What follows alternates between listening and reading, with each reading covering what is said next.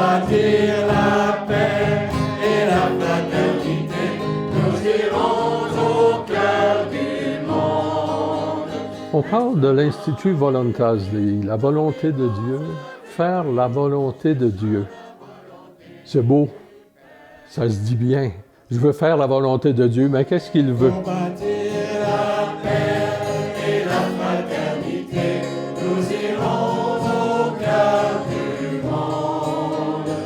Instruments du Christ, nous vivons avec lui, cherchant la volonté du Père. Ce qui nous soutient, c'est une spiritualité qui nous a été donnée par le Père Louis-Marie Parent, une spiritualité qui s'adapte à toute situation de vie, d'apostolat, une vie de prière qui est centrée sur l'Eucharistie, la parole de Dieu et la prière mariale en particulier.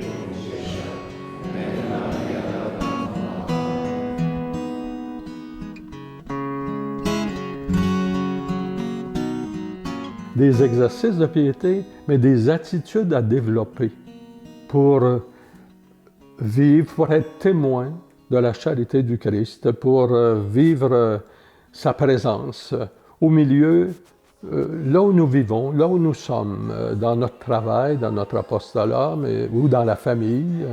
Alors, les 5 attitudes, donc la présence de Dieu, l'absence de critique destructive, l'absence de plainte, c'est tout ce qui est négatif, là, qui ne peut rien améliorer. Être de service, puis artisan de paix.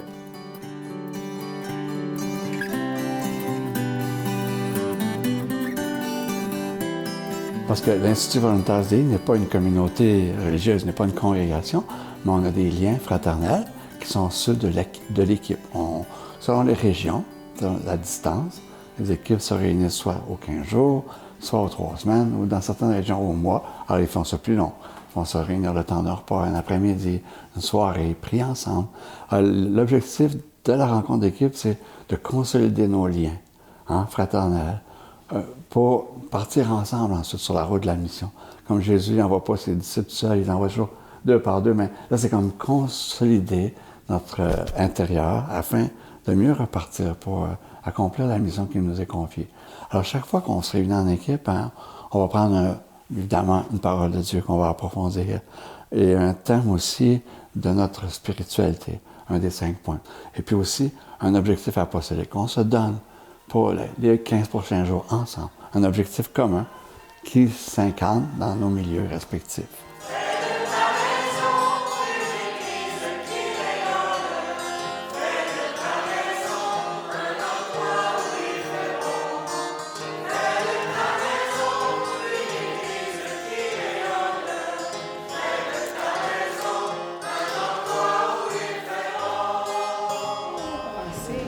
Ah oui! Ah, belle famille, belle famille. Vous êtes combien en tout? 23, là, mais il y en a 25. 25 magiques. On ne sait pas comment ça va rentrer dans les parties. Nos rencontres d'équipe nous ont beaucoup aidé à grandir. On sentait un support, surtout dans les épreuves, parce qu'on a eu des épreuves en cours de route, puis des fois c'était très difficile.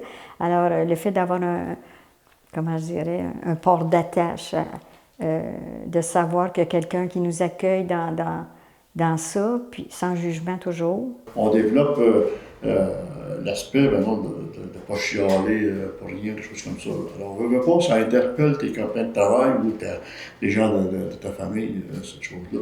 Alors, ça déteint sur nous autres. Alors, c'est ça que ça m'apporte l'Institut. C'est vraiment un bonheur vraiment profond, non pas juste superficiel. Au niveau de l'Institut, je peux dire maintenant que je me considère comme faisant partie de l'Institut et que cet Institut-là, c'est quelque chose de familial, c'est quelque chose c'est une grande famille là, qui m'aide, moi, à cheminer dans ma foi. Quand tu as une grande famille qui te soutient, bien, ça te tient debout. Et tout ça pour une belle relation avec Jésus-Christ.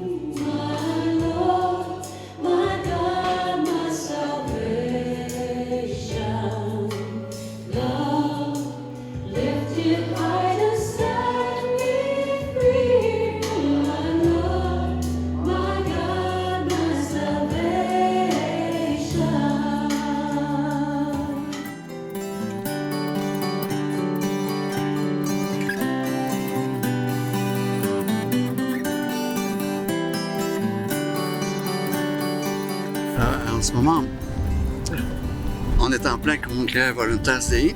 C'est notre congrès annuel, mais cette année, la particularité du congrès, c'est que c'est le 60e anniversaire de la fondation de l'Institut par le Père Louis-Marie Parent. On se dirige en ce moment vers le cimetière de Notre-Dame-du-Cap où le Père Parent est enterré et on va aller faire un moment de prière autour de son tombeau. Question de lui redire notre affection et de faire monter aussi vers le ciel notre action de grâce pour cette famille qui l'a fait naître, comme aussi la famille des Oblates, de Marie-Immaculée, et ainsi de même que les recluses. Merci. Merci.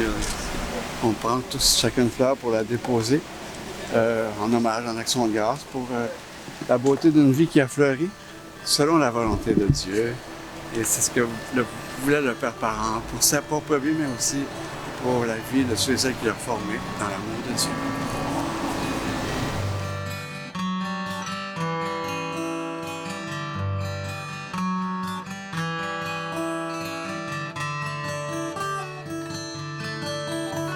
Ce qui m'inspire davantage ou ce qui me rejoint le plus, parce que c'est un peu selon les années, ça peut avoir changé. D'abord, m'habituer à vivre en présence de Dieu. Mais une fois que c'est un peu acquis, c'est toujours à renouveler quand même, mais développer ce regard positif sur les personnes, voir le bon côté. Il y a souvent ce qui nous fatigue, ça nous, comme on dit, ça nous saute d'en face. Mais voir les bons côtés. C'est ainsi que Dieu nous regarde.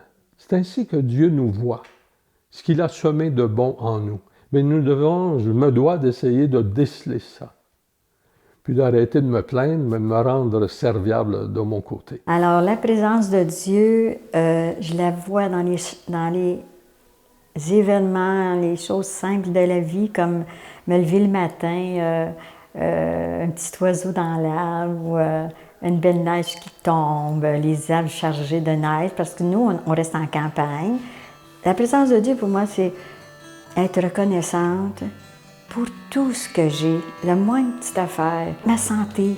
Je le remercie tous les jours.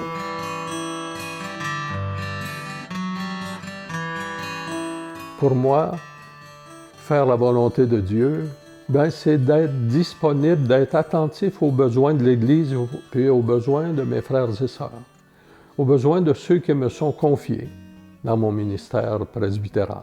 Je l'aime, puis je sais, j'ai une conviction profonde qu'il m'aime.